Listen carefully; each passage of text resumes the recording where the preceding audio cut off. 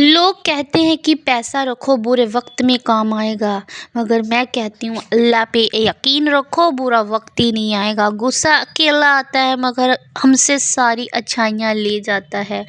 सब्र भी अकेला आता है मगर हमें सारी अच्छाइयाँ दे जाता है। आज का स्ट्रगल जितना ज़्यादा होगा, कल सफलता उतनी ही अच्छी होगी। यदि आप सदैव छोटी छोटी बातों को लेकर परेशान होते रहोगे तो अल्लाह पाक आपको बुलंदियाँ नहीं हासिल करने देगा। अस्सलामुअलैकुम जी रहमतुल्लाहि व बरकातुहू। मेरी प्यारी प्यारी बहनों शहज़ादियों का मेरे यूट्यूब चैनल में आप सभी का स्वागत है। उम्मीद करती हूँ आप सब ठीक होंगे। अल्हम्दुलिल्लाह मैं भी आप सबकी दुआओं से बहुत बहुत ठीक हूँ। सुबह का टाइम हो चुका था तो हमने आज बनाए थे सालन। आलू वाला गोश्त था, आलू गोश्त था। उसके बाद फिर हम नेक्स्ट डे हो गया था तो हम चले गए थे लंदन टाउन अपना थोड़ा सा डिनर करने के लिए। हमें अपनी ना बॉडी को डिटॉक्स करने के लिए भी थोड़ा सा मनोरंजन चाहिए, इसलिए फिर हम सारी फैमिली चले गए थे डिनर के लिए। डिनर में था पनीर, दाल और था साथ में चपाती। फिर उसके बाद हम आ गए थे ताई जी के घर। फिर घर आ गई थी, थोड़ी सी तबीयत ख़राब हो गई थी तो क्योंकि थोड़ा सा घबराहट हो रहा था, इसलिए फिर मैंने पी लिम्का की कोल्ड ड्रिंक।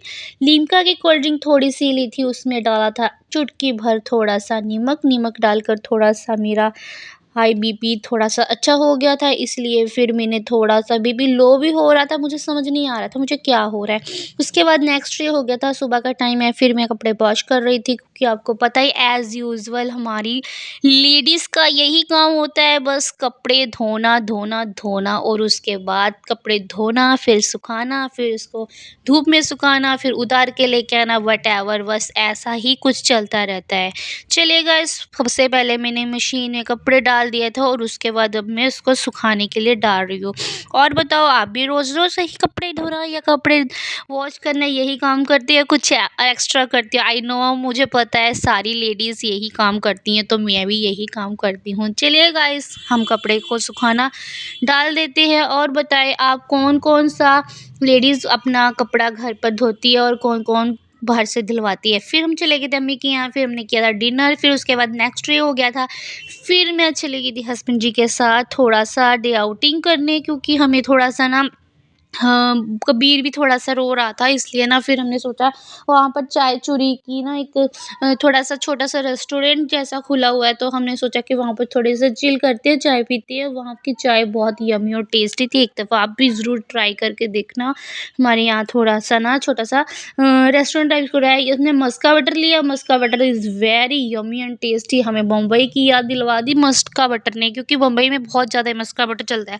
चलिए गाइस, सर्दियों का पहला साग भी आ गया था। फिर हम साग को साफ़ कर रहे थे, अच्छे से काट वगैरह रहे थे। शाम के टाइम हो गया था, हमने पी थी चाय। चाय के साथ हमने खाई थी बहुत ही यम्मी और टेस्टी वाली मैगी। चलिए गाइस, उसके बाद हमने हमने रात को बनाया था थोड़ा डिनर में गाजरें, क्योंकि गाजरों का भी सीज़न आ गया है। बहुत ही अच्छी सब्ज़ी आ गई है। उसके बाद फिर नेक्स्ट डे हो गया था, हमारा इस दिन की शुरुआत हो रही मंजिल सूरत से।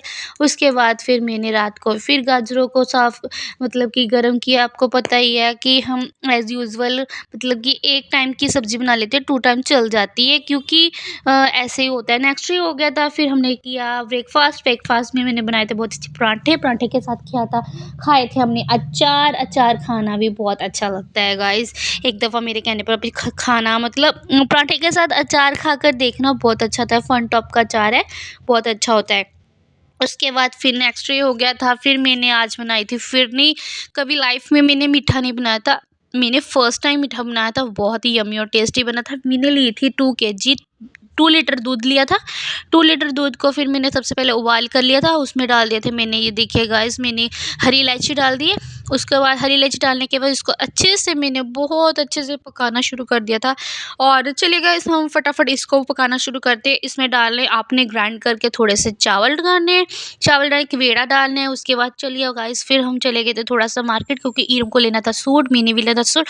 आपको पता ही है कि वेडिंग सीजन आ गया है, इसलिए हमें सूट तो लड़कियों को चाहिए ही होता है। अगर हम बाज़ार में जाएँ तो भी हमें सूट चाहिए, अगर हम ना भी जाएँ तो भी हमें सूट चाहिए। इसलिए हमें, क्योंकि हम लोग सोचते हैं कि हमारे पास कपड़े तो नहीं है, इसलिए फिर मैं चली गई।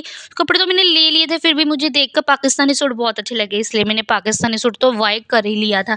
आपको पता ही है आगे भी वेडिंग आ रही है और अच्छे भी लगते हैं कभी-कभी, ले लेनी चाहिए अगर हमें एज़ यूजुअल अच्छे लगते हैं। फिर उसके बाद हम आ गए थे दुपट्टे वाली दुकान पर।